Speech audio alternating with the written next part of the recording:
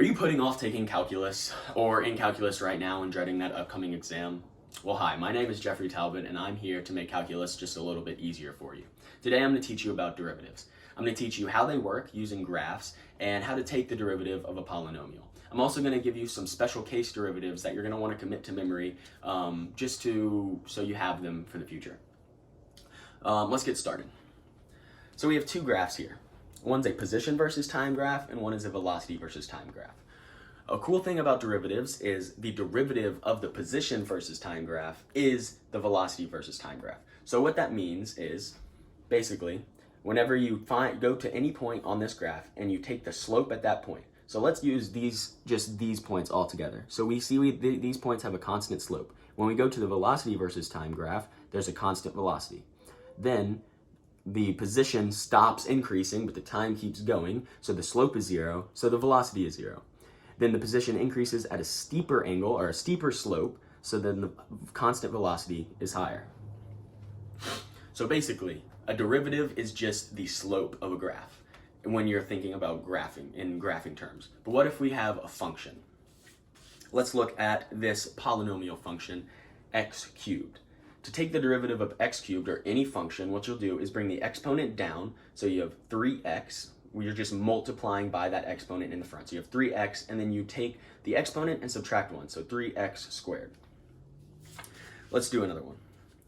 Bring the exponent down, 2x, then subtract 1 from the exponent, so 2 minus 1 is 1, x to the 1 is just x, so 2x. The derivative of x squared is 2x. So what if we have a number in front? Well, we do the same exact thing. We have the coefficient 4/3, but we'll bring the 2 down, so then we have 8/3 x. Again, x to the 1 is just 1. What if the exponent is negative?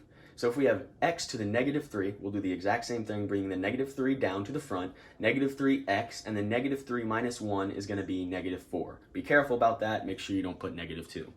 And another way to write that is just 1 over x cubed, and then it translates to that too. So what if we have multiple of these put together? What if we have 1/2 x to the 7th minus 3x to the negative 5?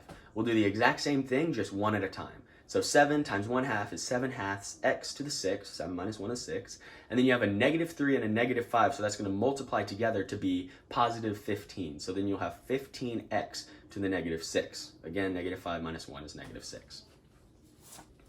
So that's how you take the derivative of a polynomial. This should work for any polynomial. Again, just to recap, you bring the exponent down to the front, you're multiplying by that exponent, and then you subtract 1 from the exponent. But what if we don't have a polynomial? What if we have the function like e to the x? What you'll do for this is you'll just have to remember the derivative of these types of functions. So the derivative of e to the x is just e to the x. Again, going back to thinking about the graphs, if you look at the graph e to the x and find any point on that graph, the slope at that point will be e to the x. The derivative of sine x is cosine x. Similarly, the derivative of cosine x is negative sine x. And lastly, the derivative of natural log x is 1 over x.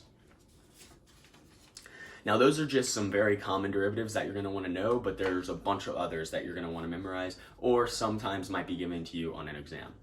Again, I got all this information from the online Whitman textbook PDF.